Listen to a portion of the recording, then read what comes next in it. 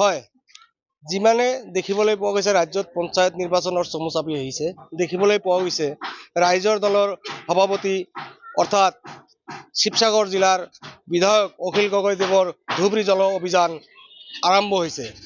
ইতিমধ্যে মই উপস্থিত আছোঁ বিলাসীপাৰা সমজিলাৰ নৱগঠিত গৌৰীপুৰ সমষ্টিৰ পিয়াজবাৰী পাব্লিক হাইস্কুল ফিল্ডত। এই পিয়াজবাৰী পাব্লিক হাইস্কুল ফিল্ডত দেখিবলৈ পোৱা গৈছে আগন্তুক 8 তাৰিখত ৰাইজৰ দলৰ এক নিৰ্বাচনীয় বিশাল গণসভাৰ আয়োজন কৰিছে। ইয়াত উপস্থিত থাকিব ৰাইজৰ দলৰ সভাপতি। ইতিমধ্যে ইয়াতে ৰাইজৰ দলৰ ধুবুৰী জিলা সভাপতি আহি উপস্থিত হৈছে। মই তেখেতৰ পৰা অলপ মন্তব্য ল'বলৈ চেষ্টা কৰিম। মানে পঞ্চায়ত নিৰ্বাচন চমু চাপি আহিছে, দেখিবলৈ পোৱা গৈছে ৰাইজৰ দলৰ উৎসাহ উদ্দীপনা বাঢ়িছে, কি ক'ব? হয়, নিশ্চয়কৈ যিহেতু আগন্তুক পঞ্চায়ত নিৰ্বাচন ইতিমধ্যে নিৰ্বাচন আয়োগে ঘোষণা কৰিছে, তাৰ লগে লগে আমিও হয়তো ইমান দিনে ধুবুৰী জিলা সমিতিত বিভিন্ন আমাৰ সমষ্টিৰ লগতে আমাৰ পঞ্চায়ত সমিতিৰ সাংগঠনিক দিশত আমি আমাৰ সৈনিকসকলে যথেষ্ট কষ্ট কৰি সাংগঠনিক ভিত্তিত চেষ্টা কৰাত তেওঁলোকে সফল হৈছে। আৰু সেই মৰ্মে আমি আগন্তুক পঞ্চায়ত নিৰ্বাচনৰ প্ৰতি লক্ষ্য ৰাখি বিভিন্ন পঞ্চায়তত যিবোৰ আমাৰ পঞ্চায়তৰ সাংগঠনিক ভিত্তি ইতিমধ্যে শক্তিশালী হৈছে। আৰু এটা কথা আপোনালোকে গম পাইছে যে আমাৰ ৰাইজৰ দলৰ সন্মানীয় সভাপতি অখিল গগৈ ডাঙৰীয়াই এটা কথা স্পষ্টকৈ কৈ দিছে যে আমি গোটেইখিনি পঞ্চায়তত আমি নিৰ্বাচন নেখেলোঁ য'ত আমাৰ জিকাৰ সম্ভাৱনা থাকিব, আৰু ইয়াৰ দ্বাৰা যাতে বিজেপি বা ইউডিএফৰ কোনো ধৰণৰ লাভালাভ কৰিব নোৱাৰে তাৰ প্ৰতি লক্ষ্য কৰি আমি প্ৰাৰ্থিত্ব দিম।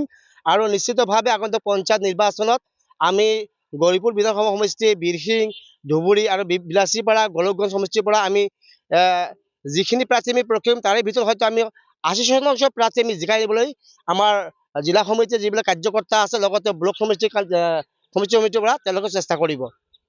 দেখিবলৈ পোৱা গৈছে যিমানে পঞ্চায়ত নিৰ্বাচন চমু চাপি আহিছে, কিন্তু ধুবুৰী জল অভিযান চলাইছে, এক প্ৰকাৰ অভিযান চলাইছে অখিল গগৈ।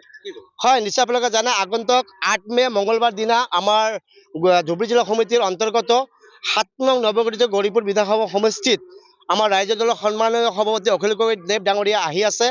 এই আমাৰ পিয়াজবাৰী হাইস্কুল খেলপথাৰত এক বিশাল গণসভাৰ আমি আয়োজন কৰিছোঁ।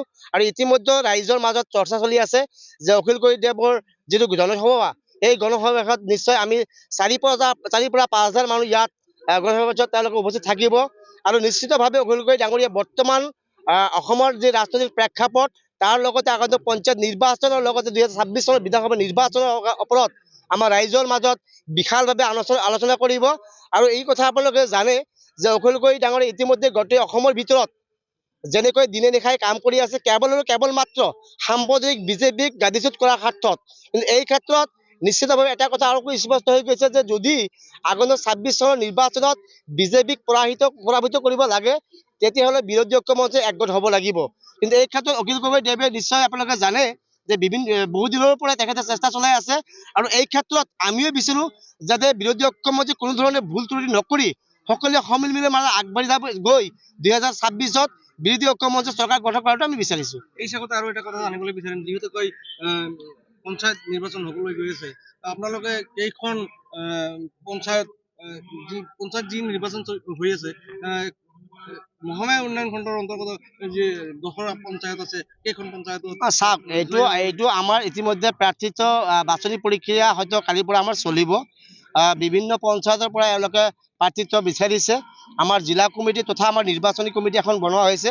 নিৰ্বাচনী কমিটি সম্পূৰ্ণভাৱে চালি জাৰি চাই য'ত নেকি আমাৰ সাংগঠনিক ভিত্তি শক্তিশালী আছে, যিজন প্ৰাৰ্থীক দিলে জিকাৰ সম্ভাৱনা আছে তেনেধৰণে প্ৰাৰ্থী বাছনি কৰি আমি এনেকুৱা নহয় যে গোটেইখিনি পঞ্চায়ত দি পেলাই আমাৰ দলৰ ইমেজটো আমি কমাই আনিম। আমাৰ কথা হ'ল লাগিলে আমি আমাৰ 58 ব্লকত আমি 5 জন যদি বিজয় কৰাওঁ তাৰে 4 জন জিকাই আনি আমাৰ প্ৰচেষ্টা কৰাম। ঠিক আছে? হয়, নিশ্চয় ক'বলৈ গৈ তেখেতে মানে ইতিমধ্যে মন্তব্য দিছে যে আগন্তুক বিধানসভা নিৰ্বাচনলৈকে এই অভিযান চলি থাকিব।